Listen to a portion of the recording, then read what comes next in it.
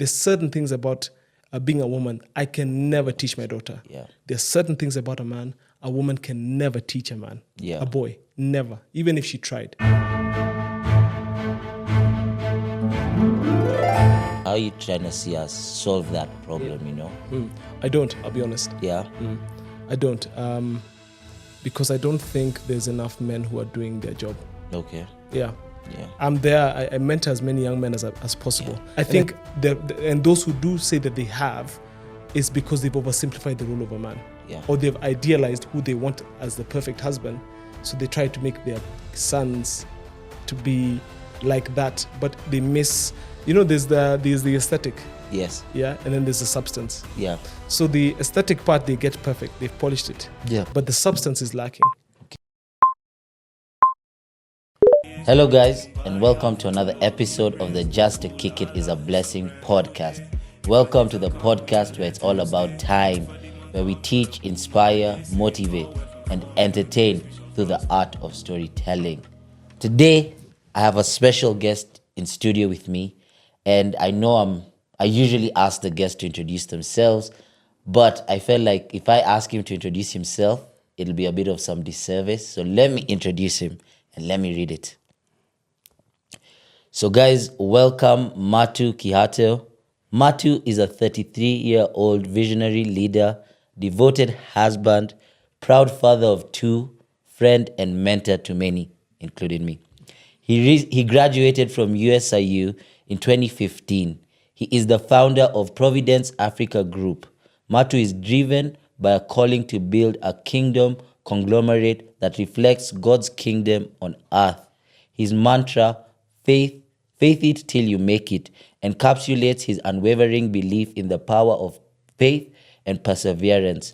Under his leadership, Providence Africa Group is committed to embodying dignity through quality service, fostering self-reliance through every venture, and creating lasting impact through every initiative. The group's vision is to become a transformative force in every essential sector, including sourcing, logistics, energy, manufacturing, food security, healthcare, and construction. Finally, Matu's passion lies in demonstrating the values of the kingdom through uplifting communities and inspiring change. As a friend and a mentor, he dedicates himself to guiding others on their personal and professional journeys, reflecting his commitment to faith-centered leadership and purposeful living. Welcome, Matu. Thank you so much. Yes. Wow, what an introduction. No. I'm used to telling the guests to introduce themselves, but for you, I was like, let me introduce you. Thank you, man. That's very, very kind of you. Yes. I think you're right. I would have done a bit of a disservice if I had done it myself, considering I would have downplayed it. Yeah, a bit. Yeah. No. I think one of the things that I've learned through one of the classes I did is you need to learn how to tell your story, because there's a class I did and it was taught by one white lady and there's also another CEO. The white lady had not achieved as much as the CEO, but she talked for way longer because she was telling us, in class 7 I was this, so this has taught me this skill, And the guy who was a CEO just came and briefly introduced himself, and I was like, I wish I'd given a little bit more. Yeah, I agree with you. It's something that I'm learning to do now.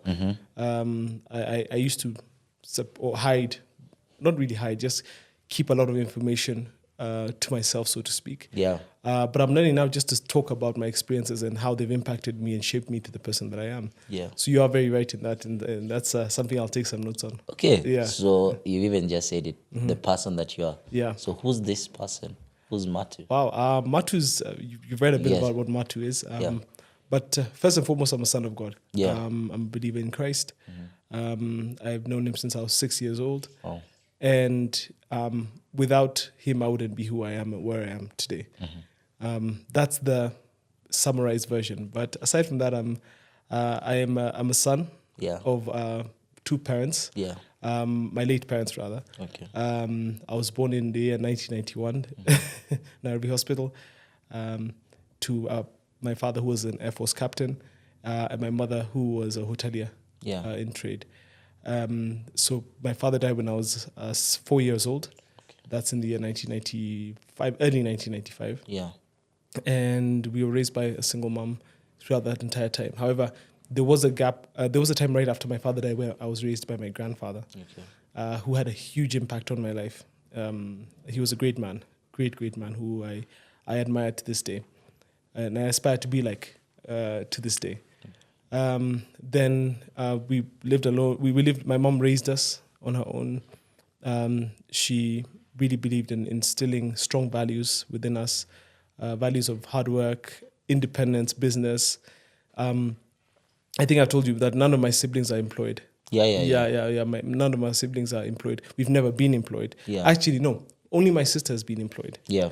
I've never been employed. My brother's never been employed. We were raised for business, I believe, and prepared for it at that. And as we've grown, we've learned so much. The person that I am has been reflective of the experiences that I've had over the years. Mm-hmm. So we lived with our mom. I'll get into more detail now. Yeah. So we grew up, after my father passed away, we grew up in a place called Shianda, where my grandfather lived in his house. And that at that time was not as accessible as it is today. Yeah. It was in remote Kiambu, like interior. Yes. So weekends, most of the people that we knew, at least we were in school with, they were either in village market, whatever it is. Yeah. Weekends for us were nothing like that. Yeah. Weekends with us were playing with cows, milking them, running around with goats, making our own fun, so to speak. Yeah. That's what we spent a lot of our time doing with because the house was very big, not just us, but also our cousins, because some of our cousins also lived there. Yeah. So we grew up with an exposure to a simpler life than most of the friends that we had.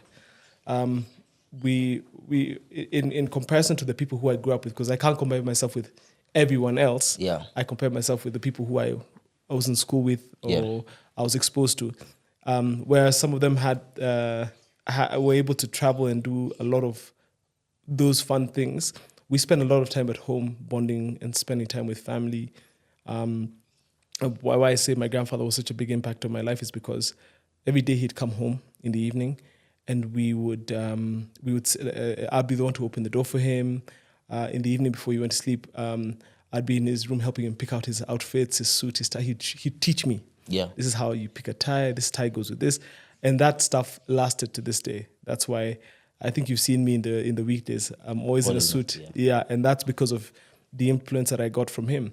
And I feel like it took some time to get to that place because I had always desired it. It's just there was a time I couldn't afford the suits. Yeah. But thankfully, by God's grace, I've been able to do that. So now I'm wearing suits every day of the week, and I just see those things that are representative of him. Then in around 2000, we moved out. We went and lived in my grandfather built us a house in a property he had given us in Runda. That time, Runda was still a decent place, not like it is right now. Yeah. But it was also a bit remote and dangerous. There was articles that used to write about people who were. There was a very dangerous place. Lots of thieving. It was right next to a coffee farm. Most of Runda was a coffee farm at first. So thieves would hide in coffee farms, and it was next to a place called Banana, where my grandfather was from, or at least where he relocated to after he was from. He was originally from a place called El Burgon. Yeah. So Runda was very unsafe when we were kids. We had a lot of kidnapping stories. Yeah. Most people don't know that. Now it's a very nice place. From about 2010, actually from the Kibaki government, let's say that, it became a lot safer. So we lived in that place for quite a few years, 5 years. Then we moved to Mombasa. And in Mombasa, we started off in a place called Chuda. Then from Chuda, we moved to Nyali. And then, I made a mistake. Shanzu, not Chuda. Yeah. Yeah. So when we moved to Mombasa, we started off in Shanzu. Yeah. Then from Shanzu, we moved to Nyali. I was in school in Mombasa Academy there in high school, which was an interesting experience for me because I got to see a diverse mindset, a diverse set of people, things that I would have not been able to see had I stayed in Nairobi. Yeah. Which I think was a very good decision that my mother made because business is actually what took her there. Okay. So it exposed me to thinking very differently and experiencing very different things and different because we are very Christian-centered in Nairobi. which is good as a foundation. But the world is bigger than where we come from. Yes. So we moved to Mombasa, and I was exposed to different religions, different mindsets, just different diverse viewpoints. And I believed that was very important for me to becoming the man that I am, because now I'm able to relate a lot better with people from different backgrounds and hear where they're coming from and understand where they're coming from as well. Some of my closest friends are actually Muslim. So we're able to, weirdly, it's the same as me. And I think that's one of the greatest things my parents did was they put me in a Muslim school. Yeah. So from year 1 to year 11, I was in a Muslim school. Oh, wow. So it allowed me to learn their religion. Yeah. It allowed me to see a different way from what we were seeing growing up in a Christian household, you know. And I think the one thing I was always amazed by was their commitment to fasting, especially during the month of Ramadan. Yeah, that's true. You know, you find us 6-7-year-old trying to really fast through the whole of Ramadan. And, you know, it teaches you a lot as someone, you know. Yeah. I really admire their discipline. Yeah. You know, one thing I have to criticize, unfortunately, when it comes to people of faith, we're not as disciplined as Muslims. Yeah. We're not as disciplined as Hindus even. We kind of have a laissez-faire way of dealing with Christianity and our faith. And I admire them because they are committed. Like when they agree, everyone is fasting. Yeah. Unless there's something, even those who maybe shouldn't be fasting fast. Yeah. Let's say you're unwell, you have diabetes or something. Yeah. You fast because people, they believe in their call. Yeah.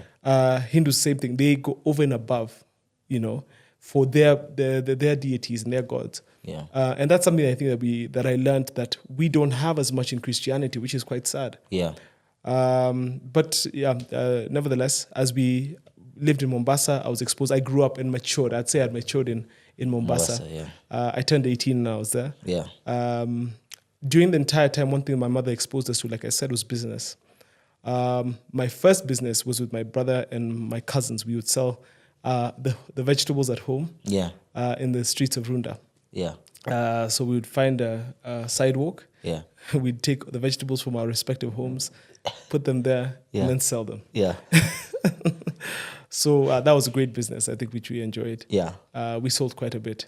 And from there, we transitioned to my mom. Now, as she saw that there was an interesting business from us, she would give us different little ideas that we can do. Like, I don't know if you remember this. We would. Do you guys remember cheat codes? Cheat codes? PS cheat codes? Yes.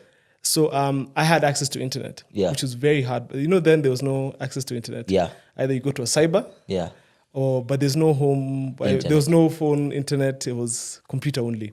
So I download cheats and then sell them to my friends. Yeah. So so that was a great business. Yeah. I didn't take it as seriously as I should have. Yeah. Yeah. But either way, I'm grateful that I got the experience. Then my mom got me into doing government contracts, tenders. So when I was 14, I saw we did our first tender. Wow. And I went through it, and I remember her handing me the document and showing me what this is, what we're supplying, because she was in business herself. Yeah. Yeah. So she was employed, then from employment, went to business. Then she was employed for a year and a half, then quit that job, and then went full force back into business and never left till her last day. So she was able to give me a very, very candid crash course, not even a crash course, a proper lesson. I'd even say a course on business and how to start, at least from her perspective, which was very good for us. So we exposed to that ability to take risks. You see, in our family, we're entrepreneurs a lot. So that ability to want to take risk and not be afraid of the consequences of risk. You know, we don't have that idea. In my mind, I don't really think about what if it fails. Yeah. I believe, what if it succeeds? Because a lot of the time I always tell people, we're very prepared when things go wrong. But what happens when things go right? It's not so easy, because when things go right and you're not prepared, you're likely to sabotage what went right because you weren't ready for it. You didn't think it was going to happen. So I'm a firm believer, and I always tell you this, prepare. Yeah. Prepare for everything you ask for. Because it can actually come to pass. Yeah, even on the way here in the car, that was our conversation. Prepare, because there's nothing, you know me, I'm a vision boarder, and everything I do it's about preparation. I prepare for everything I've asked. Everything I have right now, I was prepared. I had prepared myself mentally for it. So now for the things I'm expecting next, I am preparing myself for those things to come and creating the structures that will hold those things. So in Mombasa, I got into business on my own now after seeing my mom do business for some time. I started selling property, everything. I was trying to find my thing. You know, and so I did 1,001 different businesses. I sold property. That didn't work. I tried to sell what we call bitumen. Do you know the black tar for the road? Yes. That didn't really work out for me. I tried to sell fuel. That didn't really work out for me. Then I went into uni. But I did have a gap year. When I say gap year, I mean I was resitting my exams. Because when I was a kid, I wasn't a school guy. I couldn't settle in school. You know, my mind was always wandering off about when I get out of school and I'm going to start my business and do this. Because what I'm doing right now is something that I've known since I was 10. That was my vision and the vision God gave me. That was my dream. Is to build a group of companies. So I'm living my dream as I build these companies and to have a group of companies. So I tried each and everything that you could ever have thought of. Then I went into uni. I took what we call a sabbatical from business. But here and there, every so often, someone would call me, "Oh, Matu, can you take me here? Can you take me there?" But it was always around things to do with large projects. And I always felt a calling towards doing or pursuing large projects. Because that's what my mother did. She always taught us and exposed us to pursuit of large things. Because she told us, you know, like for me, I had a partner of hers, a business partner of hers, would say the same guy, if you're doing a large project, the same guy, especially with government, the same guy who is filling the, let's say, an award letter for a small project is the same exact guy that'll do the award letter for a big project. The process will be the exact same. So just go for the bigger things. You see? So I never had a limitation in regards to what I can achieve or pursue. But even as in USIU, that's why I went to uni. As I continued there was times when I was itching to do business. Itching. Really wanting I need to leave. But I felt God telling me during that time, focus on school. Because my grandfather was really happy that I was in school. And I was told by an uncle of mine how proud he was that I was in university. And I graduated. And I remember the day I told that uncle that I've graduated, he was so proud. And he said, you know, your grandfather was so proud that you actually entered university. And he had such high hopes for you. Because I'm the first man in my family with a degree. On both sides. So that was a big thing. And I didn't know that. So I remember leaving his office and in the car, I was crying. I was like, goodness, I can't believe that he even thought about me, even to that minute detail. Who cares that, you know, grandparents have grandkids in university all the time. But I never thought that my grandfather would actually tell people how proud he is of me. So that gave me that affirmation, even after he had passed away, because he passed away in 2012. Gave me the courage to continue to pursue my dreams and to continue to work towards making him proud. So I finished uni in 2015, and I tried my hand in farming. But I knew God had set in my heart where the business I should be in. So I had a business called Cresco Africa at the time with a friend of mine, a guy called Mark Mansa. Now he goes by Mark Mansa. Me, him, and two other people. And it was a farm management business. And so basically our goal was you give us your farm. Let's say you're a busy Nairobi businessman.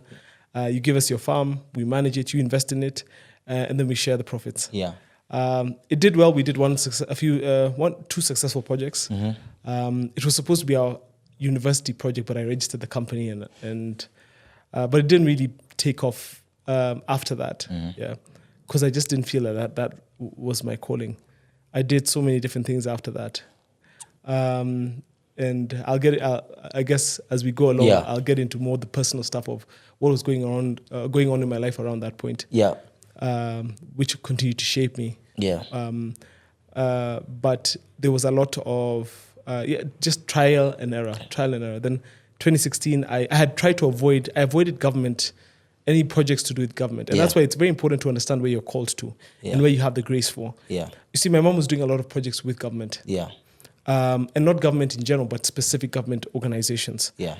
So if your parent laid the foundation, if you look at the word, Abraham laid the foundation in a specific place, and he dug wells in certain places. Isaac came and uncovered those wells. Yeah. Yeah. A lot of us have a grace because our parents were doing something in that line. Yeah. So there's a special grace for you and an anointing for you in that line, just naturally. And that's what I found. I avoided it at the beginning of my career because I felt this is wrong. I can't do anything with them. Those people don't pay. Blah. I had every excuse. Yeah. And also, in reality, I was just trying to define myself independent of whatever my mother was doing. Yeah. You know, I was just trying to be my own person. But in 2016, I just said, you know what? What do I have to lose? You know what I mean? What do I have to lose? Let me just get into it. Yeah. So I got into it, did quite a few. I got my first project. And as things aligned, I just started growing in that line. Pole Pole. 2017, 2018. 2018 was a big turning point for me. Was doing those projects, but I wasn't prioritizing it. Yeah. That's a problem. I still had that heart of, it's not really working. Yeah. Then when I transitioned, when in 2018, what happened is I started tithing. And that's a big thing that I'm always telling guys to do. Wow. Now that took things to another level. Yeah. Because I just started seeing growth like you can't believe or imagine. Yeah. Yeah. And I just went from level to level to level to level. Then in 2019, unfortunately, my mother passed away in Israel. And I came back home and there was just so much to do. Just to get because I was now wondering, God, okay, our mom's passed away. Yeah. What next? What's the next chapter looking like? And by God's grace, we transitioned into, like everybody just started growing into different parts of their lives for my siblings and myself. I got married in 2022 to Althea. And between 2020 and now, I've been building the business, as it were. Providence was something we registered in 2015, another company which I registered. Yeah. And then we've just been slowly but surely really harmonizing the vision and streamlining the vision. Yeah. I say I'm a man of faith and I'm a son of God because I grew up knowing God as my father. Yeah. I knew him as my God 100%, that's true, but I knew him more as a father. I know him more as a father. Yeah. Because my mother instilled that in us. And she said, you know, your father is God. Your father is God. So I live by the faith. And that's what faith till you make it means. I live by faith and not by sight. That's why it's easy for me to take big leaps and bold leaps of faith even before I look. You know, I leap without looking a lot of the time. I'm not saying everyone should do it. Yeah. Do it if you have a conviction. And especially when in the past I leaped before I looked without checking with God. Yes. And it failed. Yeah. But now I check with God. And when he says jump, I jump. I don't ask questions. Yeah. Yeah. And that's just a bit of a summary of who I am and my background. Yeah. No, I think like especially what you're saying, the thing about, I like how much you've spoken about Christianity, first of all. How is it, you know, and what are you telling someone out there that's saying, I want to follow a path of Christ, but I'm scared or I'm shy or I'll be judged, you know, how it is. Those kids who sit at the back of the church. Yeah. Yeah. Well, you know, your relationship with Christ doesn't start in church. Yeah. Yeah. It starts on a one-on-one relationship. I take my relationship with God as a private relationship. I don't like when I'm speaking to God, I don't go to, you won't find me in Naivas yelling, God, can you, no. Yeah. And there's nothing wrong with that. I'm just saying it's not my relationship. It's one-on-one. Yeah. I've learned a very long time ago, I learned about not going through intermediaries to build a relationship with Christ. You don't need to. Yeah. There's the late Alan Kuna said something very powerful once when I went for a sermon. And he was saying that a lot of people come to him and ask, can you pray for me this? Pray for me that. Yeah. Talk to God for me this. And he said, that's not what I'm here to do. Yeah. God is your father and he's waiting to talk to you. So what I'd say to that person is what he told us. God is on standby. Yeah. You don't need a broker to go and tell God what you need. Yeah. And it's private. So I always start with prayers, just ask him to, something simple is just ask him to show you that he's real. Yeah. Just ask him to just reveal himself to you in his own way. I think that's so important. Let him reveal him to himself and ask him to reveal himself to you in a way that you will understand. Yeah. That's what I'd advise that person to do. Yeah. Do you think that, or how do you think that the lack of faith, because we've seen Christianity and all other religions drastically reduce in numbers or in belief, do you think that's affecting this new generation?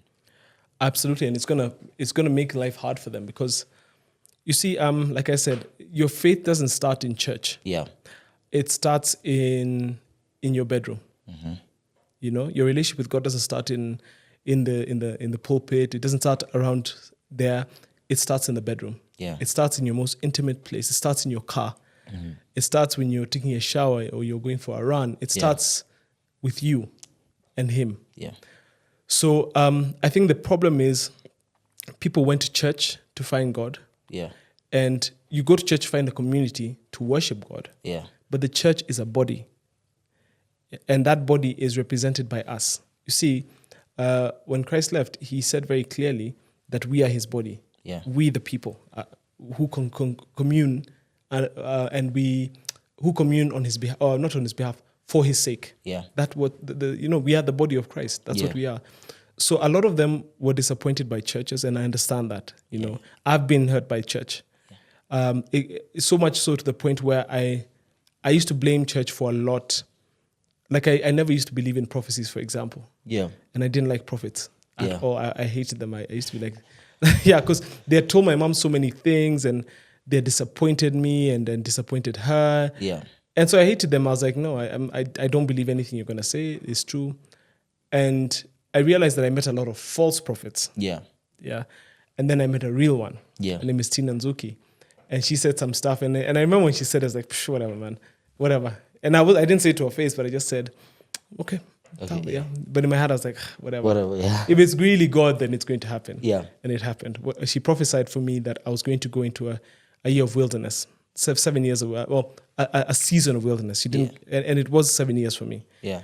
I remember that it was in 2013 Jan at FEM, not too far from here. And she just stopped me. She said, Matu, I have a word for you. God says that you're going to go through a journey of this and this and this. And up until that point, I had a really bad attitude towards anyone who had the title of prophet. So a lot of church hurt had done that to me. And I understand it's happened to so many people. Yeah. And why I say it's going to get worse for them because of that attitude is because, power abhors a vacuum. And the evil one will come after you and there's nothing there to protect you. When you don't turn to God. And God never leaves. That's one thing I've seen and I've noticed. God doesn't leave, we leave. You see? So my hope and my prayer is that your generation, or this next generation, it's actually not yours, the ones younger than you, Yeah. They go back to Christ because they're under heavy attack. Yeah. I think when I also look at it, I think faith is really important because you can't understand what you are created for if you do not understand the Creator. Yeah, that's true. And I think a lot of the times I've been told that, and I think, sometimes, especially when you think you're like maybe a smart person, you're like, I think I'll figure it out and everything. Yeah. But like I was even telling you this year, I said, God, my formulas have not been Nothing working works. for 20-something years. I'm tired. That was the most powerful thing you said. Yeah. Yeah. I said, this year I think I woke up like January 3rd. First of all, it was after a very bad bender. But I woke up and said, God, this year I'm hoping for a lot of things. It's not working. My formulas have not worked. I'm not as smart as I think. But it's up to you. Yeah. And I've seen so many things happen, like even just this meeting and everything. And Because from December last year, Shiko has been telling me, Tupac, you really need to meet Matu. You really need to sit down with Matu.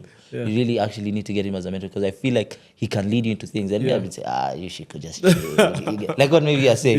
Yeah, and, I'm happy that this conversation has happened, You said 7 years of wilderness. What was that period of your life like, Man, that was a tough one. I'm glad we're going back to that part because I give you a summarized version of my life. Yeah. So my 7 years started in 2013. It started unceremoniously. Yeah. I had a conversation with my mom a few months. After that, I had a conversation with my mom and I said, Mom, I'd like to move out. Yeah. He said, I think that's a good idea for you to move out and learn to be your own man and so on and so forth. But I remember in that conversation, I told her, Mom, just so you know, when I move out, I can never come back home. Okay. And I didn't understand what I was saying at that point in time, but I never moved back home after that. So I moved out to a place around USIU. And the first night I remember feeling so much heaviness and anxiety. Okay. I felt like for the first time I was alone.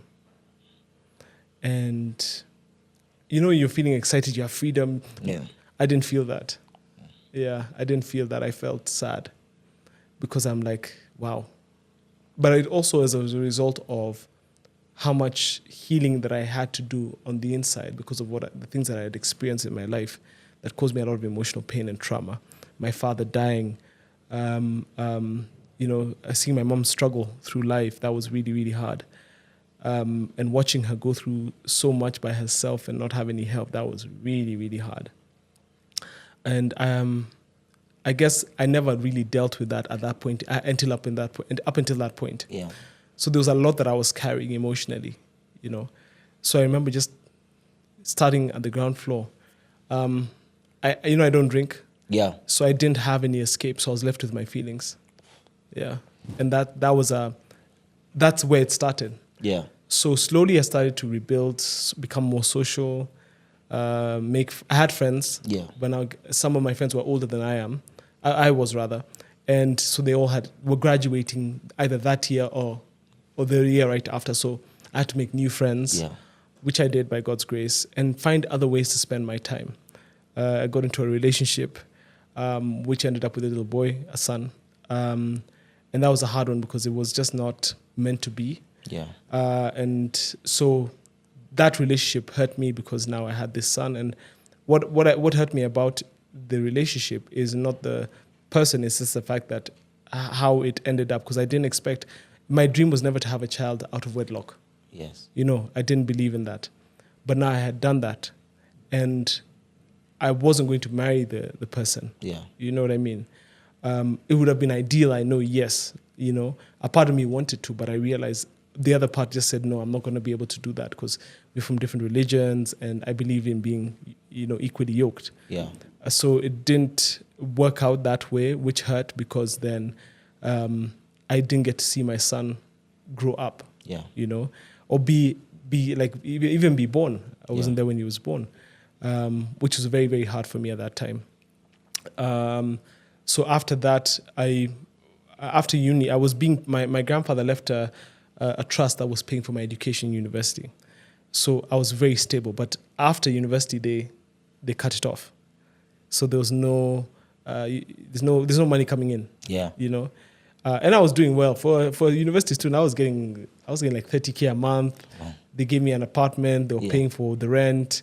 All I had to do was pay for shopping, my utilities with that allowance. Yeah. School fees are paid for. I had it good. Yeah. For that to happen and basically overnight get cut off, that sent shivers. But I was doing some business. I was trying. Yeah. But it never really worked. And that's the thing. I was living with that girl at the time. And I kind of attribute to that to God couldn't give me what he needed to give me in that situation. Yeah. So we had to separate, to break up so that in 2016, which is what happened, so that he could start taking care of me. So what happened is that I broke up with her I left her in 2016. And when I left, I was called, and somehow by God's grace, he worked it out so that I was able to get some money regularly from somewhere. Yeah. Which is fantastic. And in that wilderness, I remember I didn't have a place to stay because I had a mistake that I made. Here's some of the mistakes I made. Yeah. I left, so they cut me off of my allowance. Yeah. They weren't giving me any money. I was independent. I moved to a different place with more space because I knew this baby is coming, so I need to figure out what to do and how to take care of this family. And of this family, you know, because I knew I was going to marry her, but I just wanted to create some stability, at least in this period before the baby is born. Yeah. You know, but I wasn't committed to the long haul. You know, deep down, I just didn't want to be there long term, which reflected in my decision to walk away when I did. So I moved to a different place, a big mistake, thinking that I was figuring out this situation while being inside, but you have to figure it out from outside. So I never took my time to think. That was a big mistake. I just went with whatever the person wanted, you know. That was wrong. And that's one of the things in the wilderness that I learned, to find my voice, you know. So I left in not the best circumstances. I had left, you know, bills there. There was no money that I had left in there. Like, I was broke at the time. Yeah. I was broke. I'd lost like everything, you know. The money that that was supposed to come to me was taken, and just so many bad things happened. And as a result, I found myself alone and down. My friend, who I told you about, Meshach, who lives in Dubai, then invited me to stay with, allowed me to come and stay with him, actually. So I told him what I was going through, and he said, just come. So I got onto I went, I had a Samsung J5. I sold it to my Boda rider, early 2016. And I took Nduthi to town. Matatu to town. And then from town, I went and bought a bus ticket for 700 bob. This was in 2016, early. And I went to my friend's place. Wow. I didn't have a phone. So he came, found me. I took a tuk-tuk from town till around where he lived. He lived with his mom. And his mom, she lives in the States, but when she's not there, him and his brother live in that house. And they gave me a place to stay for some time. So I remember just going there and just being really depressed. Yeah. And really deflated and defeated, feeling defeated. I felt like I was nothing. I'd never been so low in my entire life. And at that point in time, that season, I had thought about committing suicide a few times. That's how low it went. And I remember buying rat poison and mixing it with my water, and I was walking around with a bottle, just looking for the courage to do it. Yeah. You know what I mean? I remember so vividly, just looking for the place and the time, the space that I have the guts to just, because see, ending your life, I don't think it's an easy thing. It's not as easy as people make it think. It's a hard decision to make, and it's a scary thing to face. And having been someone who was there, I know what it's like. By God's grace, I was able to throw the bottle away and get talked off the ledge, so to speak. Then after that transition, after staying with my friend, what I found myself doing now is just trying to compensate for what I didn't have, like just to fill the void that I was feeling in my heart. Yeah. So that's when I started now being what we call a moroda, a womanizer. Yeah. So I was everywhere. Yeah. You know, and I'm single, he's single. Yeah. We have this whole house. His mom the day I left, the day I showed up at their house, the mom left the day after. Yeah. Yeah. So there was for me, I had the free reign to do whatever I wanted. Yeah. You know what I mean? So I just started misbehaving. Yeah. Yeah. I was back to back doing things that completely out of my character. Yeah. I got rid of my standards. I got rid of my, the standards you have for babes, she has to look like this. I got rid of them. Yeah. And I just lost myself. Yeah. And I went into a deep, deep, deep, dark place. After a few weeks of being there, and just something snapped, and I feel it was the Holy Spirit who just said, you know what, now wake up. You can't live like this forever. You know, I was living off, I'd get cash here, cash there. You know, it wasn't much that you needed. With 2K, that'll last me like 2.5 weeks. Yeah. You know what I mean? I'm living in Mombasa. We'd agree with my friend, okay, how much do you need? You know what I mean? Like, you want me to buy unga? You know, that's how I used to live. Like, I was at the bottom. So we'd agree, okay, let's go to Naivas and buy this unga. It's my 500 contribution for this house. Yeah. I think that should be enough for the week. And then they had a lady who their mom was paying to cook. So we were all broke at that time. Yeah. So we were just scrounging together whatever little we had to survive. Yeah. And so that wilderness season was, at least that part of the wilderness season was quite tough. Came back to Nairobi, and my cousin, so as soon as I came back, my son was born the day after. Okay. But I couldn't go to the hospital. So I was in touch with my ex. So she told me, the baby's been born. She sent me a picture. But I just didn't have the courage to even go and see the baby, because I was like, man, I felt like a failure. Yeah. Yeah, I remember that. And then after that, so I was in my auntie's house, and she told me, okay, Matu, you're here. I got there on a Friday or a Thursday. Mm-hmm. So she told me, I'm going to give you this weekend, but by Monday you have to figure out where you're going to stay, because you can't stay here. Yeah. And I was like, goodness, okay, that's a rude awakening, but I understand. Yeah. As you continue, what made you leave Mombasa?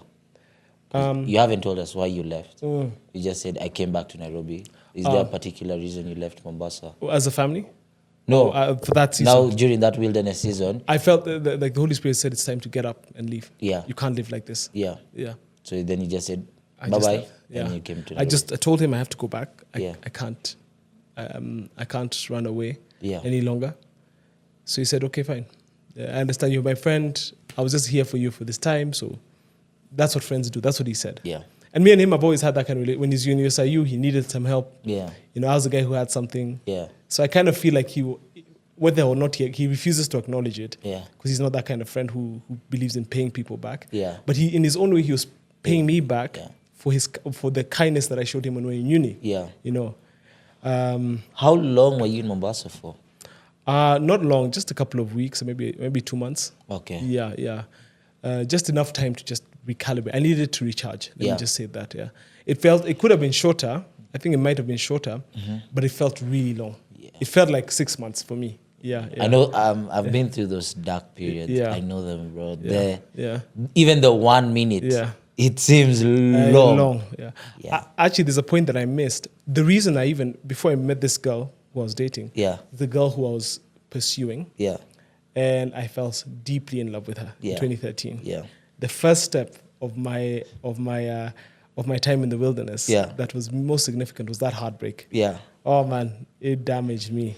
Yeah. I think we all have to go through heartbreak, and I think heartbreak really teaches people development. Absolutely. You know, and character development. Yeah, a lot. And we were having this. Actually, I was having this conversation yesterday with Ali because he was asking me now about my love life. Yeah. And then I was telling him, I don't know where it is, but bro, I'm tired of searching. Yeah. Because when I'm searching, it's not clicking. It's like I'm making the wrong choices. Yeah, you know. And then I was like, yeah, but bro, you know, like just looking back, I was like, maybe this girl was really right for me. I was just wrong. It's like, bro, don't even tell me that nonsense because you'd not be even half the person you are today if that didn't happen. Yeah. And I was like, that's a nice way to look at it. That's true. Yeah. That's very, very true. Yeah. Hindsight is always 2020. Yeah. That's true. So I believe that, for example, even that first heartbreak was never meant to be, but I fell deep. Yeah. And you know, I felt so deep that when I woke up, all I could see was her face. But even me, I don't know why. I don't know why I usually even have this problem as well. I also fall so deep, bro. Like, but I don't think the falling is a problem. Yeah, I think it's who you fall for. Mm-hmm. There's nothing wrong with loving someone, but also there's something that came to me recently, especially after I got married. Mm-hmm. I love my wife deeply. Yeah, but I also I realized that don't let her be your God. Yeah. You get me? Yeah. And I think that's what I used to do. Yeah. When I fell in love with this particular girl, when I fell in love with her, she became my sun, my moon, my stars. Yeah. I worshipped her. Yeah. Which is a very dangerous place to be. Yeah. Because God, especially if you're a Christian, God doesn't share power. Yeah. No, it even says that he's selfish. Yeah, he's a selfish and a jealous God. So if it's a babe that's making you forget about him. Yeah. It's crazy. So how, As you continue your story about also coming back to stay with your auntie, I want to ask you, during the time that you fell in love with that girl, how was the relationship with yourself? It wasn't good. Remember, I just left home and I was scared, and so I was kind of looking to replace that to cover the feelings of even me. I think a lot of my relationships have been to try and cover the feeling within me. You know, that void. The lack of loving also yourself, which you know I've talked about a lot. So even despite having these run-ups when I'm like, I've really worked on loving myself, so how is it that I'm still falling into these things? But like you said, I think preparation and everything is for God. I think for you, it's more about learning to, you love yourself, that's number one. Continue to invest in yourself. And, you know, because marriage is forever. And relationships, in my opinion, should always lead to marriage. That's the idea. Some relationships don't and shouldn't. I can agree with that 100%. But by and by, what I believe relationships are for courtship. You know what I mean? So, like, even when I was in my time in wilderness, I was single. There's no one who can say I was their boyfriend.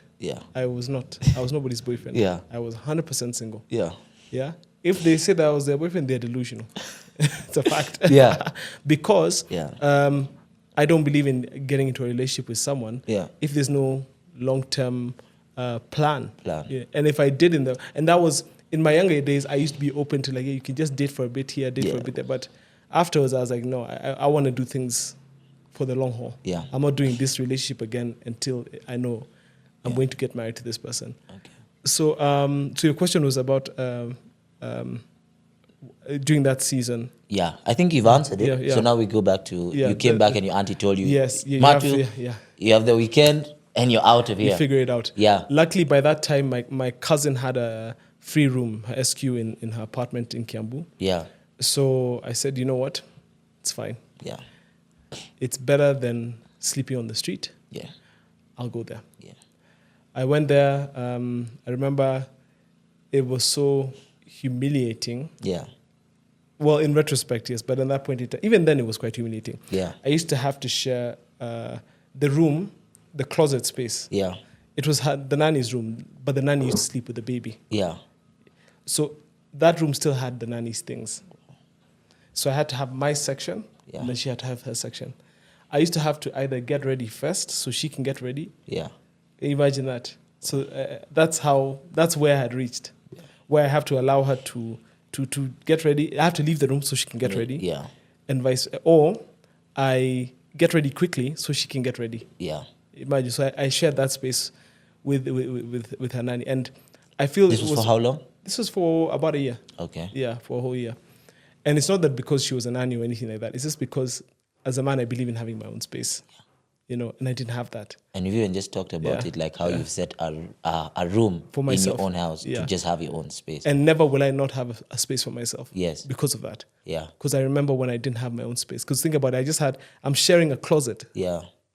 Imagine I'm sharing a closet. You know, it's not an insult or anything to people who have to share a closet. It's just that I didn't have my and I'm sharing it with someone who's not even my wife. You know what I mean? She's there, she's working. You know, and it just felt awkward for me, and it kind of damaged my ego. But you see, it was God who was pounding me to make me realize I had to just humble yourself I had to be that humbled. Because I think I had a big ego problem. Before that prophet came into my life. So during that time, I remember my cousin had to travel, and so she traveled with her. And so I was home alone, and I remember just being in isolation. I remember just really asking God, what have I done? How did I get into this mess? What did I do? I just asked him, I'm so sorry. What did I do to deserve all this stuff? Apologizing and just saying, I'm sorry for everything I've done wrong. I'm sorry I've not been a good son. I've been a bad example. I've been this. I apologized for everything because I knew what I had done wrong. However, I was still philandering. So marauding. So after that, I just went from, my life was just a a roller coaster. That whole year, I stayed in that house. And God, at that point in time, that year alone, I didn't have much in terms of earnings. Yeah. I started a company, which I told you, which was supposed to do some government projects. Yeah. And a friend of mine told me, Matu, you need these government things. You forget about them. You should really focus on something more simple, which I was doing. I used to sell shoes. Yeah. Shoes and laptops, secondhand laptops, as my way to get by. I also used to trade potatoes. Yeah. So I'd organize to bring potatoes from. I didn't have a car or anything, so I just organized with someone. I'd send whatever cash, the little cash that I had. I'd send I'd save up like 20K to bring the goods to Kiambu and then sell them at the market or sell them to the supermarkets around there. Yeah. So that's how I would now survive. Then I transitioned from, that was once a week. So that deal was a once a week deal. Then the next week, during the week, I'm looking for other hustles to do. Yeah. So I'd sell secondhand. There's a friend of mine called Julius who lives in the States. He was bringing in shoes from China. Yeah. With his own brand. So he'd give me a pair of shoes on consignment, sell, and then find someone who has laptops, sell. And it was just trial and error. That was when I was grafting seriously, like anything and everything to do to survive. Yeah. Yeah. God had me there, and he kept me there because of my character. Yeah. 2017, I landed that contract, which I had been waiting for, which was fantastic money for me at the time. And got paid, and then I finally moved out of my cousin's house and I moved to my own place. I was sharing with my friend Mike, who lives in Russia now, and I remember just continuing. I turned that place into what, and I'm sorry, I'm not proud of this, into what we call a kichinjio. Yeah. Yeah.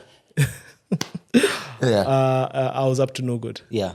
I really misbehaved in that place, and that became a culture that we developed, which is the wrong culture in my opinion, and now I know better now. So he moved out on his own to live in Kileleshwa. It was more convenient for him. So then I had to move into a 1-bedroom in that same apartment building. Yeah. And that was, so 2017 we lived together. All's well. Finally I'm back on my feet. Yeah. Top of the world. Yeah. Then God, at every stage God has told me what to do. Yeah. So there was a time to move out, and God said, Matu, you have to move. Yeah. Then there was a time when you're like for every stage of that entire process, God told me, okay, Matu, call this friend, just talk to him and tell him what you're going through. Yeah. Then God organized for me to be able to go to Mombasa. Yeah. Yeah.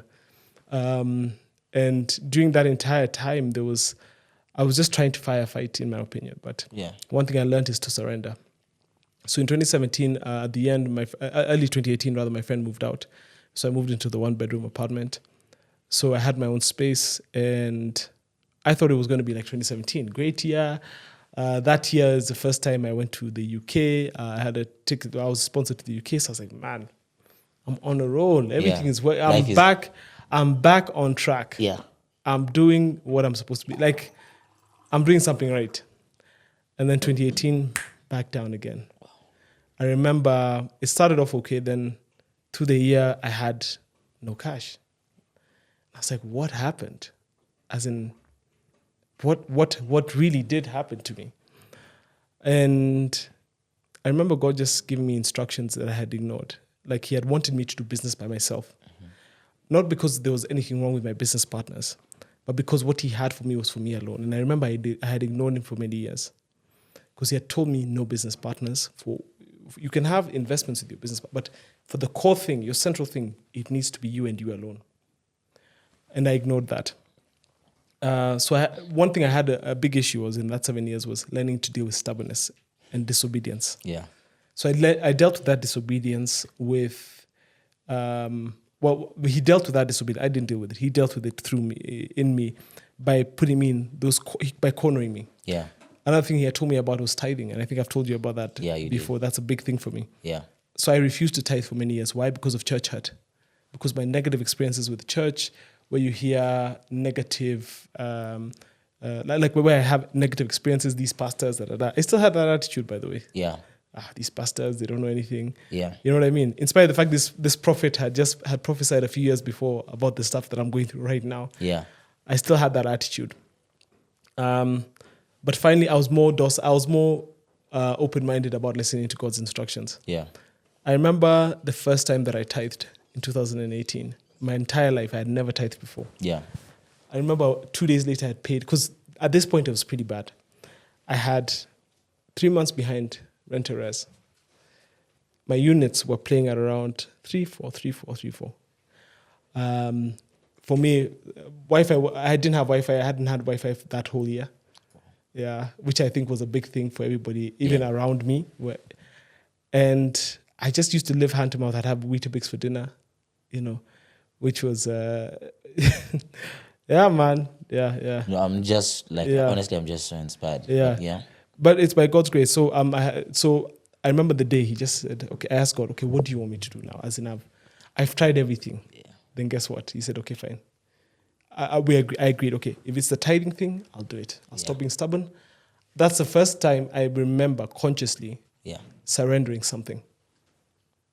That's why tithing is such a big milestone for me, because it's the first time I remember surrendering to Christ. And saying, you know what, I'll do whatever you want. And I promise you, he worked it out so quickly. In 2 days, I had paid 1 month off. In a week, I cleared all my rent arrears, and I was back on track. Yeah.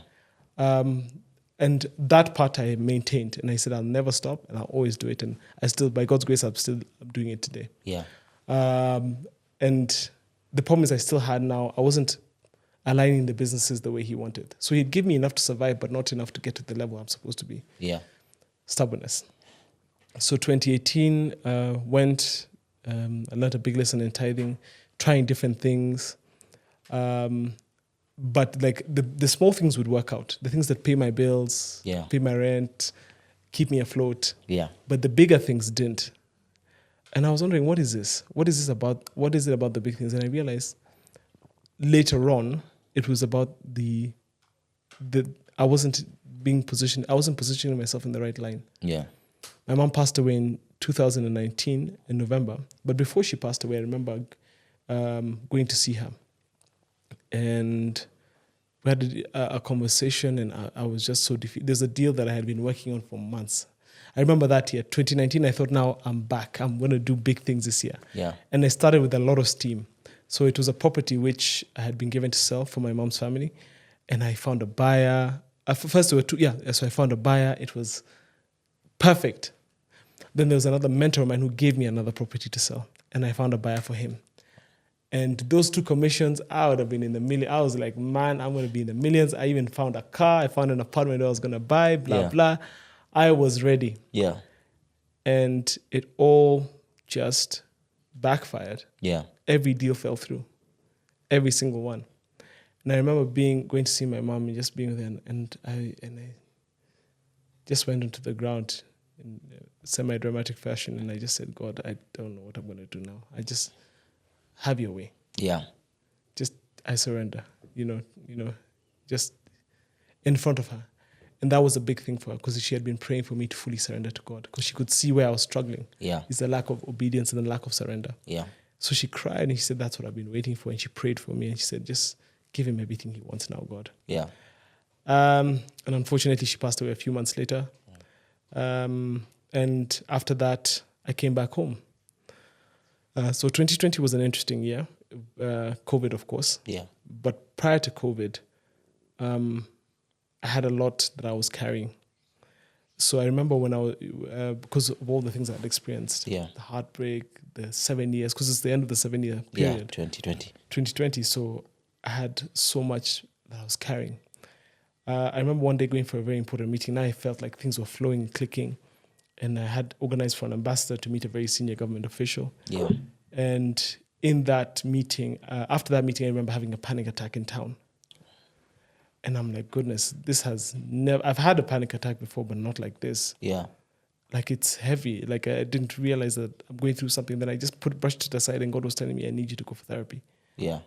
And I ignored. And there's a friend of mine, God uses your friends, named Sam Wise. So Sam was like, Matu, there's this perfect therapist. I didn't even tell him I'm looking for a therapist. Yeah. He's like, bro, I'm in therapy myself. There's this perfect therapist. He'll help you. He's helping me. I'm seeing the world differently, blah, blah. See this guy, blah, blah. I'll send you his number. Then I kept on saying, yeah, I'll see. Blah, blah, blah. Then we moved. I was living in the Ndigwa in the apartment there. Yeah. Then I moved from the Ndigwa to my aunt's house in Riverside Drive. Yeah. at that point in time, this was when COVID now was setting in, right after COVID started. Then I said, I started praying when I was in that house. Okay, God, so what am I supposed to do next? Yeah. Then he told me, pray for your wife. So I prayed. And a month later, I was introduced to Althea. Wow. I didn't know she was my wife at the time. Yeah. But I was just introduced. But I was introduced to her for the sake, because I told God very clearly, if you're going to introduce me to someone, I don't want many stories. Yeah. I want an introduction. We agree. Yeah. I don't have time because I'd been through that circus. For so long, yeah. You run after a babe for years, and she's rejecting you. Yeah. She's choosing other people. Yeah. You're playing cat and mouse. So I was like, I'm not about that life. Mm-hmm. All I want, give me a wife. You convince her before I even meet her. Yeah. Yeah. Yeah. So that was 2020, the end of that year. So I did my therapy. And then from then on now, I've gone into this new season. Yeah. Wow. Yeah. What? Wow. What a story. Man. What? Yeah. I think I was even getting some goosebumps in part of that, to see what an amazing person you've become, Thank you. Yeah. So how's it been, especially as a firstborn, to lead now the family, especially you've lost, both your dad and mom? It's been, okay, I'll say we don't really, I won't say I'm the leader. Yeah. My siblings and I are very independent-minded. Okay. So wow. I think what I am more is maybe a convener. Yeah. At most. Yeah. But that so basically it's but that even falls on my sister a lot of the time. She likes doing that. But yeah, it's been the best thing you could do. I personally don't believe in leading people through direction. Mm-hmm. I lead people through example. Okay. Yeah. So if it's leadership that I try to portray, I try to show how a leader should behave. Yeah. As best as I can. Yeah. I'm not perfect, but that's what I do. That's how I would say that I represent or I lead, quote unquote, them. Yeah. Yeah. Through example. When you when you look at it, how did not having a father present affect now the father that you're trying to be today? Oh, very good question. Because for me, one very important thing that I had, Althea asked me once when we were driving, and she asked me, what's one thing you want to do for your kid that your father never did for you? Yeah. And I said, I want to be alive. Wow. Yeah, that's what I said. I want to live so that my kids can get to see me and get to know me as I'm supposed to be. Like, because I want them to know that they have their dad. I want them to know their dad as a provider, as a priest, I want them to know that guy. Yeah. I wish, because there's so many times when I always ask God, what's my dad like? Yeah. And I get fragments because God sends either his friends or my mom's friends to tell me things about him. Yeah. Because he died so young. So I get fragments about who he was and how and where he started and so on and so forth. Yeah. Yeah. Yeah. I wanted to ask you, why have you never drunk, actually? Or have you tried and it wasn't for you, or what's it? Yeah, why did I've seen what it does. Okay. So I've never tried. I've tasted alcohol. Yes. But I've never I like, this is a taste like a sip, literally. Yeah. But I've seen what it does. Yeah. Yeah, I've seen alcohol damage families. Yeah. Yeah. Yeah, close to me. Okay. Yeah, relatives even, where their lives are just completely destroyed and shattered. Yeah. Yeah. So you made a conscious... I made a conscious decision. And actually, I thank God my mom is the one who did that for me. Yeah. So she never explicitly said, don't drink, blah, blah, blah, blah, blah, blah, blah. Yeah. But she showed us the consequences and allowed us to make the decision for ourselves. That's very important. Yeah. So I consciously don't drink. My brother and sister, they drink. Yeah. Yeah. Yeah. I have nothing against them drinking. Yeah. I just choose not to drink myself. Yeah. Yeah. No. I don't see for me personally, the value. Yeah. Because I've seen what it does. And I never want the risk of it affecting me where I'm not a present father. I don't want it to cripple me. Because I've seen what alcohol cripples people. I've seen the worst of it. Yeah. Yeah. I've seen the absolute worst. So I just didn't want that. And it's by the grace of God as well. No. Yeah. I think it's something like that's, very distractive. Yeah. I think one of Shiko's cousins started something called, I think it's called something other than a bottle. Yes, yeah. Kenna. And she's doing an amazing job. Yeah, I really want to have a conversation with her just to hear her story, you know. Yeah. And exactly, I think what you're saying, the thing for lack of a present father due to alcohol consumption. Yeah.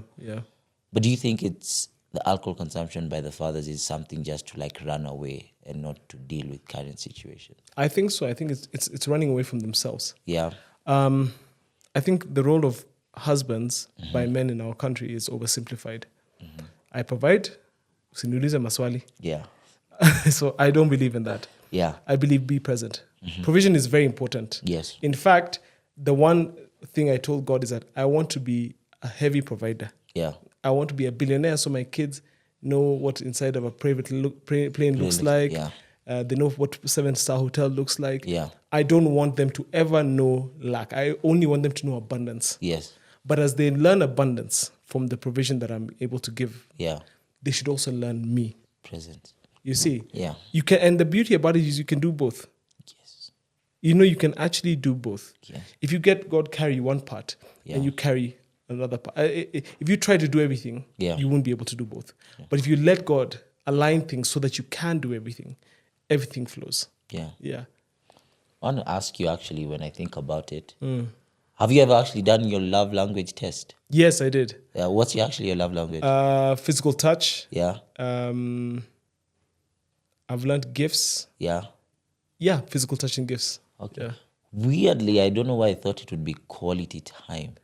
Actually, yeah, you are right. Sorry. Okay. The gifts came third in that list. Quality time, because I forgot the list. So quality time and physical touch. Those are the two. Yeah. Because for me, when I'm looking at it, maybe why I'm trying to analyze it would have been quality time was because of maybe the lack of quality time. Because I saw your love language is either something your parents give you a lot, or something they don't give you. Yes. Yeah. Yeah. So even like for me, when I look at it, mine is quality time, but it's because a lot of the time my parents have, they're there because like a football game, whatever, know. They were present. Yeah. Then there's also the other thing for now, the lack. So that's what I was thinking. I was just, when you look at it and, there's something that me and you, we've talked about several, and it's something that we've decided that we want to tackle. What's happening to the boy child?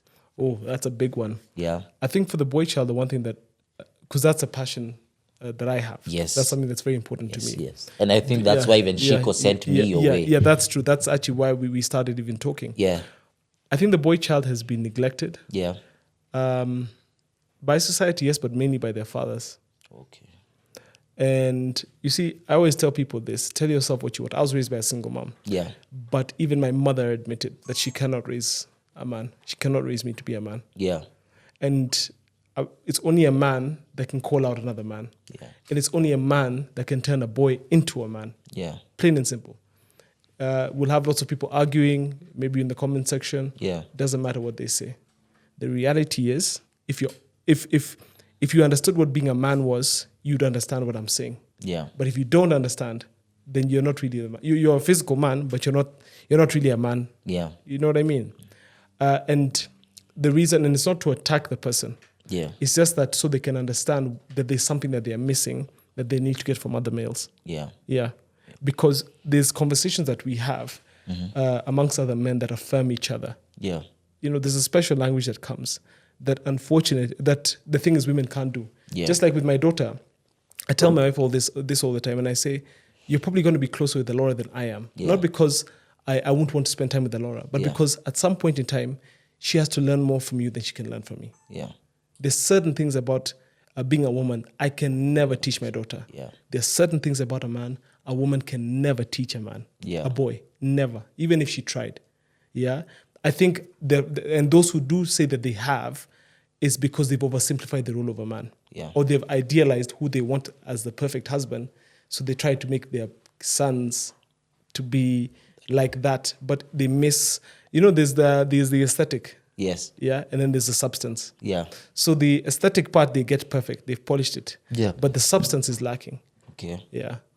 Yeah. So the boy child is under a deep attack, and it's because there are not enough fathers present. Yeah. Yeah. And I always say the boy child is a key player in society.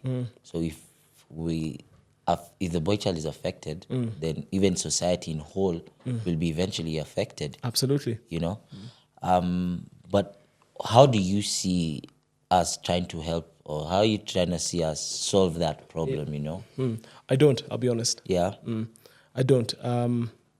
Because I don't think there's enough men who are doing their job. okay, Yeah. yeah, I'm there. I mentor as many young men as possible, and I focus on young men very specifically. I think I only have one female mentee, yeah, but everyone else is a man. Yeah. And very intentional. In fact, that particular one is because she has a special place in my heart. Yes. Yeah. So I'm very intentional about working with young men yeah, because I didn't have, with the exception of my grandfather. yeah, After leaving his house day to day, I didn't have a male figure. Okay. So I know what it's like not to have someone to look up to. yeah, At least on a day to day. So I think there's not enough is being done. yeah, Or nothing as far, not to say that there are people who are not trying, yeah, myself included. I'm just saying that if you look in 10 years where the young boys who are right now are going to be, I don't think they will be, and this is I'm not being negative. yes, I'm just being honest to say at the current rate we are going, they'll be worse off if we don't do something. things are not looking good. They're not looking good at all. And we can stand, and there are people who will maybe stand and say, oh, you know, it's now time for the girl child. And it's important to support the girl child. I'm not against that. Yeah, But those girls that you have are going to need husbands. yes, They're going to need men who know what they're supposed to do as a man. yeah, You know, that saying back in the day, a man's got to do what a man's got to do. yeah, Many kids don't even know what that means. You know what I mean? They can't even define what does that even mean for me as a man. yeah, So masculinity, the unfortunate thing, hasn't been defined, you know? And that's one thing. It's a lack of definition, a lack of examples. Where a lot of men run away and they say, I've provided, that's all I want to be known for. yeah, But there's character which you have to build in kids. There's destiny and promise you have to call out in these children. yeah, And because that's not happening, and because men are refusing to listen to, it's not just about church, but to listen to spiritual advice about these things, yeah. Unfortunately, kids are going to suffer, Yeah. and the boy child will be worse off. You know, the other day I was having a conversation even with Sean, and we were like, to know how important a father is in a boy's child is, when I look at a lot of my friends, Yeah. they're either the complete copy of their father Fathers, yes. or the complete opposite. Very true. There's no Atika In middle between, ground yeah, or something. yeah. It's either complete Yeah. or the complete opposite. That's very true. Yeah. Yeah. I've never seen someone who's in the middle ground when I really think about it, you know.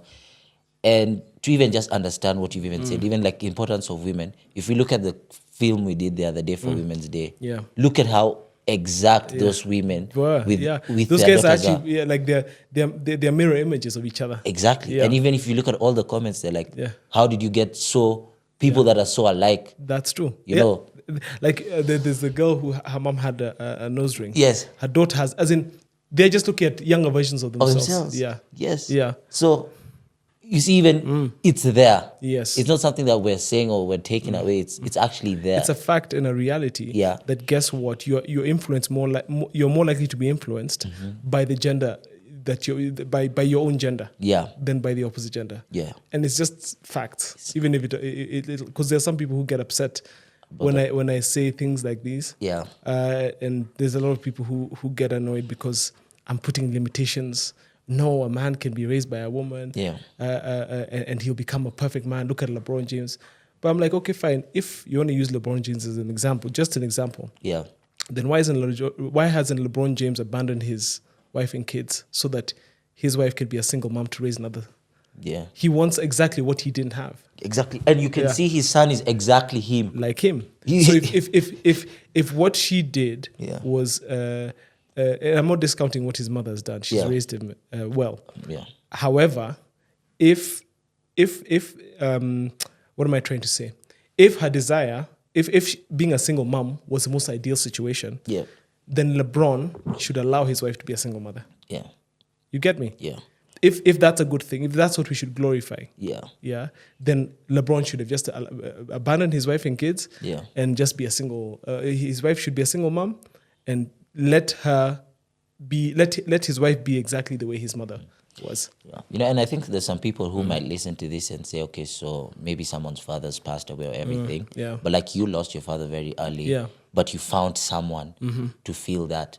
Yeah. So even for the ladies that maybe might listen to this and say, well, like, even if he's decided to be absent. Yes, which is also a thing that we need to discuss. Yes. It's very wrong that men do that. Yeah. But even if he's decided to be absent, find someone.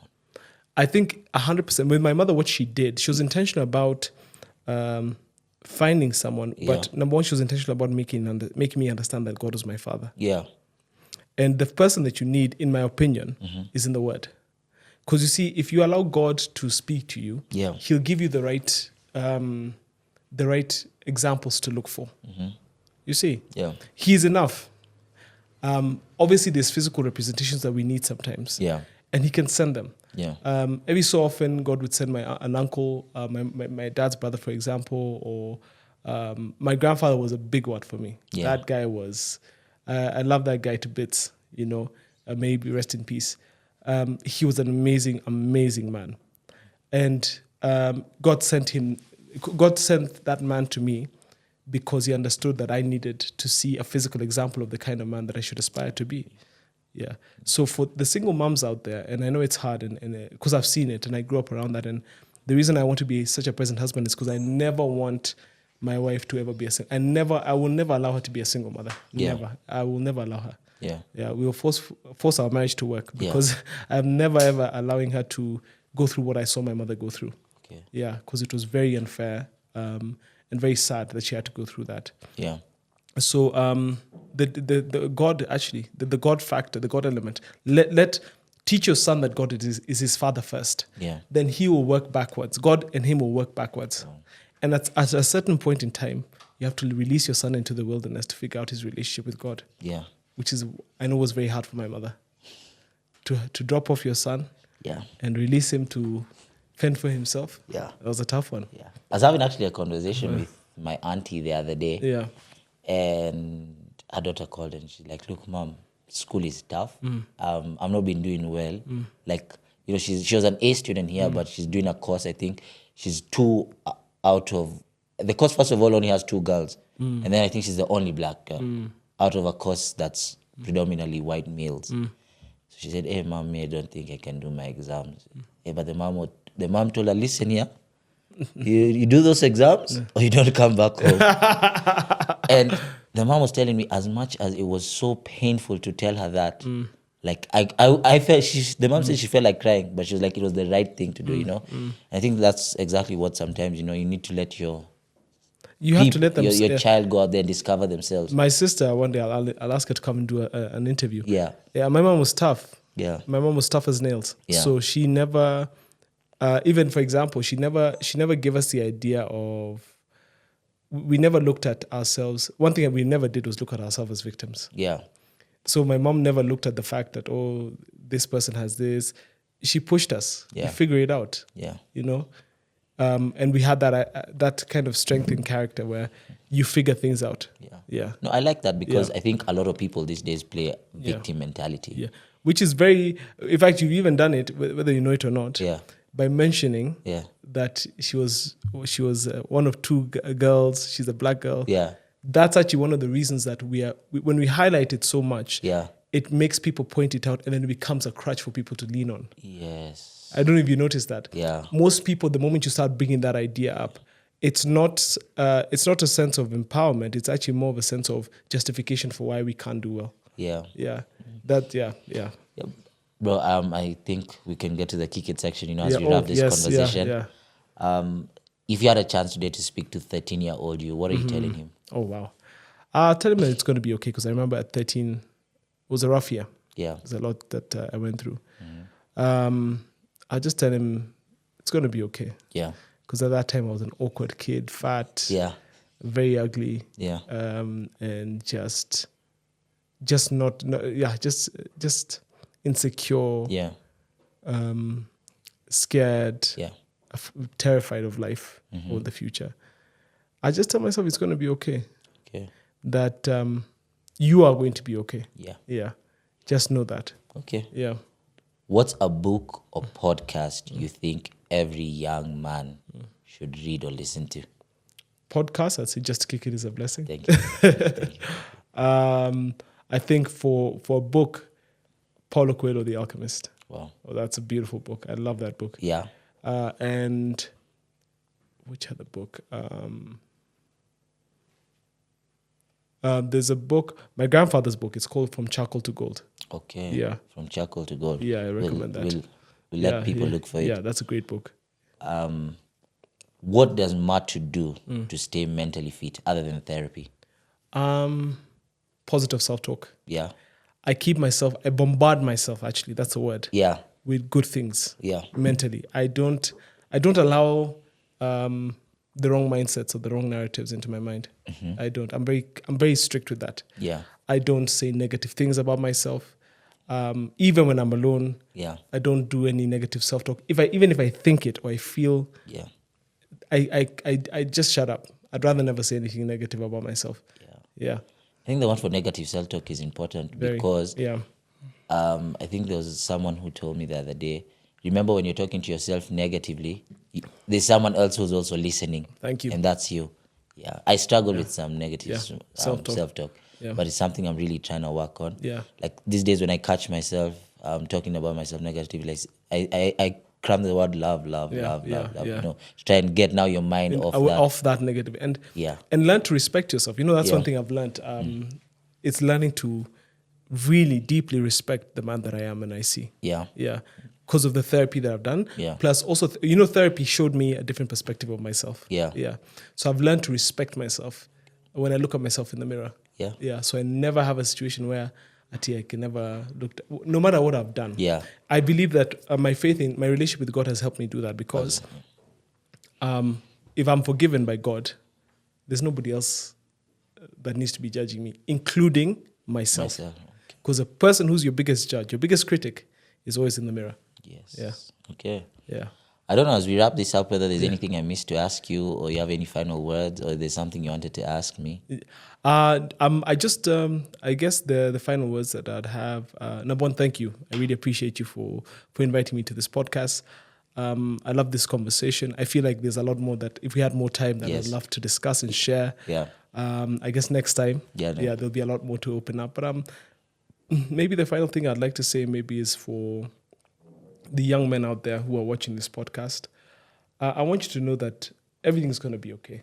Even if you don't feel like it at this point in time, even if you're going through something really hard and difficult, it'll end, it'll pass, and you'll be okay, and you'll survive. If you just stand strong, have a relationship with Christ, and just continue to anchor yourself to Him and everything that He's done for you. I'm a living testament of what He can do. I'm here because of Him. There's no other way there's nothing else I can say except that I'm here because of what Christ has done for me and where He has brought me. And for that, I'm grateful to Him. And I hope you take your time to figure out who He is and to build a relationship with Him. And I hope you strengthen it so that He can get you to where you're supposed to be. You have a destiny, just so you know. And life isn't ending where you are right now. There's a bigger destiny and a bigger plan that He has for you. Yeah. I am so grateful that you honored the invite. Thank you so much, and as we've talked, I'll just tell them that we've agreed to do a lot more of this. Yes. Yeah. I felt like this is definitely a really good podcast. I felt like this is probably one of the best podcasts I've had because I've gone through someone's story and really gotten to understand the person, And I think I'll actually be asking people to share a lot more about their stories so you can really relate to them. I think there's so many things that you've said today that I've related to, And it's also been so positive because to see all that up and down and then now to see this person. Yeah. So even I feel like my ups and downs are okay. And maybe one day I could sit here when someone else is hosting this and, we could have that conversation. Yeah. But you are truly a person that shows the meaning of just to kick it is a blessing. Thank you. Especially because I know even I've had my periods for, is this life enough, you know? Yeah. So from the rat poison guy to the guy that's seated here today, I could truly say Just to Kick It is a blessing. That's true. You know? Yeah. So thank you so much. You're very welcome. And I pray that God blesses you abundantly. Amen. And I can't wait to have more of these conversations. Amen. Yes, neither can I. Yes? Yeah. For those of you tuning in from home, thank you so much for tuning in to another episode of the Just to Kick It is a Blessing podcast. Remember that no matter where you are, no matter what you're going through, Just to Kick It is truly a blessing. Goodbye and see you next week. For the boomer, yeah, singing, no weapon forming against me shall prosper.